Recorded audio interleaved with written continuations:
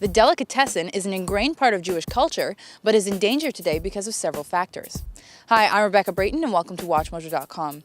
Our host Sean Larkin got the chance to sit down with journalist David Sachs, who's on a mission to save the deli. You're on a mission to save the deli. That's the title of the book, right? What does that mean?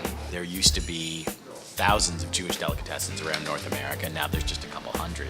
In cities like New York, there were some 2,000 delis, and now there's about 24. For anyone who's tucked into, a medium-fat smoked meat sandwich or a carnotzel or a plate of full sour pickles, and the joy that flavor brings you, it's something that's worth fighting for.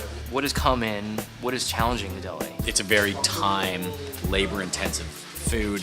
It's the price of the actual ingredients and processes are harder and harder. That they're sort of rising, and so the delis have been squeezed economically. The other reason is cultural, is that this was the food of the Eastern European immigrants. Our great-grandparents came from Hungary or Romania or whatever slice of that part of the world they were from, and when they came here, they were eating this food or foods like this on a daily basis.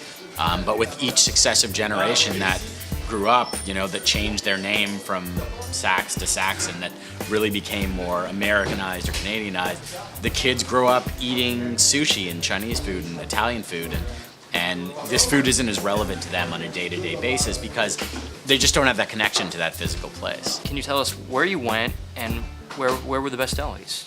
Kind of give us the Right. overview of what happened there. So for 2 months in 2007, I drove from my home in Toronto out to California, to LA, over to Florida, and back, stopping all along the way: Detroit, Chicago, Las Vegas, St. Louis, all these sorts of places, visiting all the different delis there.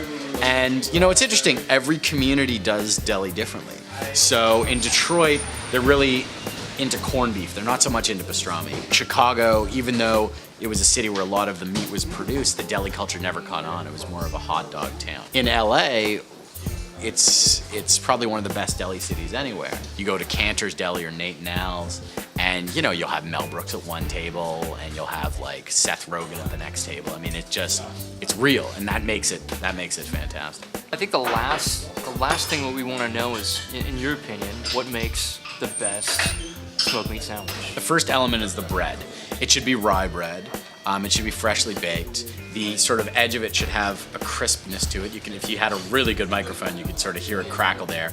And then the middle should be soft, but it shouldn't break apart because you're stressing it with a lot of steamed meat. The meat should be, cured well without too many preservatives. And then ideally, like they do in Montreal and like they do at Langer's in LA or Katz's in New York, they should hand slice it, because when you hand slice it, you can steam it for that much longer. It can be that much more tender, and you can cut it thick, you can cut it thin, you can cut fatty parts, you can cut leaner parts. And that's pretty much it. Mustard, love, lots of love. Sounds good. Yeah.